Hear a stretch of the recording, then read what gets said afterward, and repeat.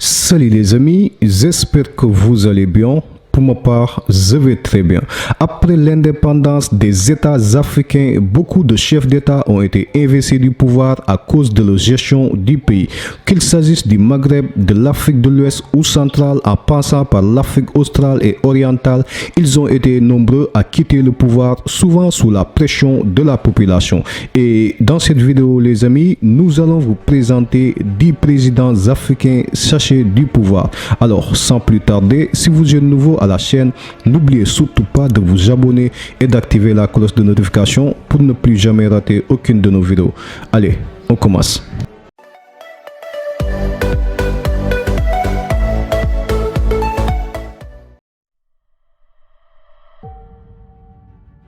Mamadou Tandian est renversé le 18 février par un putsch militaire pour avoir modifié la constitution afin de se maintenir à l'issue de ses 2 quinquennats légaux. Il avait été élu en 1999.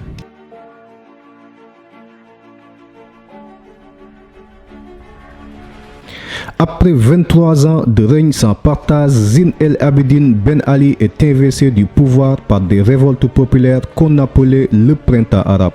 Ben Ali finit par s'exiler en Arabie Saoudite le 14 janvier avec sa famille, suite à une forte manifestation populaire.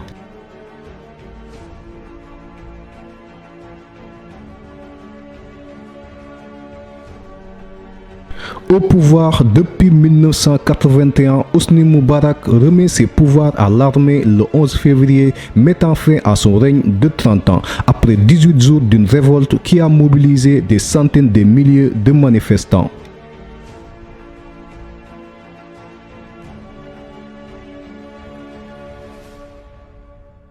Au pouvoir depuis une élection controversée en 2000, Laurent Gbagbo a été arrêté le 11 avril après plus de 4 mois de crise à la suite de son refus de reconnaître sa défaite à la présidentielle face à Alassane Ouattara lors des élections présidentielles de 2010.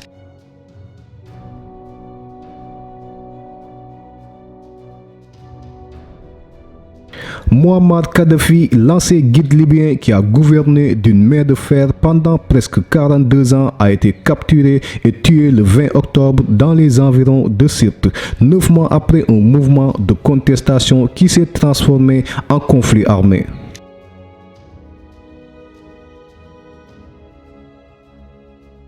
Le 12 avril, un coup d'État militaire interrompt le processus électoral à 2 semaines du second tour de la présidentielle. Le lendemain, les putschistes annoncent avoir déposé le président Raimundo Pereira et l'ex-premier ministre.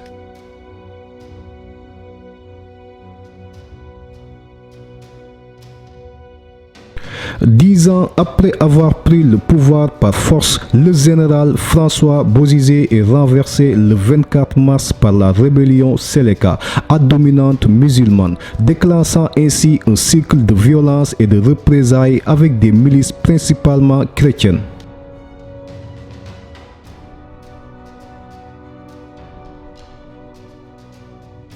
Après de grandes manifestations réclamant le départ de Mohamed Morsi, le premier dirigeant démocratiquement élu en Égypte en juin 2012, l'armée le destitue et l'arrête le 3 juillet suite à des manifestations contre son régime qui n'a duré qu'un an.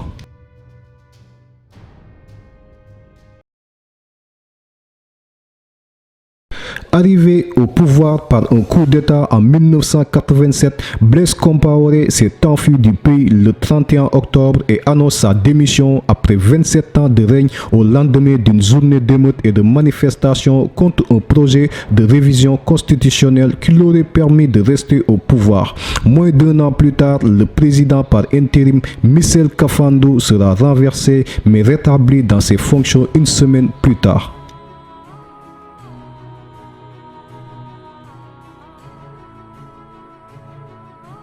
Le 18 août 2020 restera à jamais gravé dans la mémoire des Maliens, car c'est le jour où la passe d'Ibeka a été tournée. Le président malien a rendu dans la nuit d'hier sa démission, celle de son gouvernement, et annoncé la dissolution de l'Assemblée nationale. Cette démission survient après une longue journée de mutinerie qui a débouché sur un coup d'État militaire. Les mutins ont arrêté Ibrahim Boubacar Keïta et son premier ministre Boubou Cissé, qu'ils ont transférés au camp militaire de Kati, près de Bamako.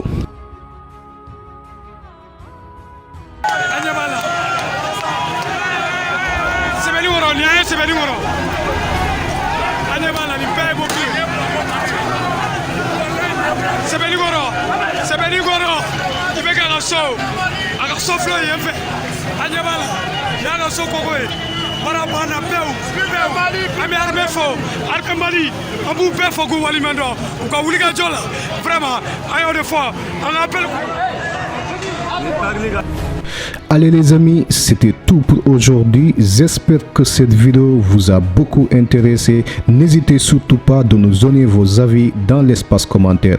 Et si vous êtes nouveau à la chaîne, n'oubliez surtout pas de vous abonner et d'activer la cloche de notification pour ne plus jamais rater aucune de mes vidéos. D'ici là, prenez soin de vous. Je vous dis merci et à très bientôt. Ciao.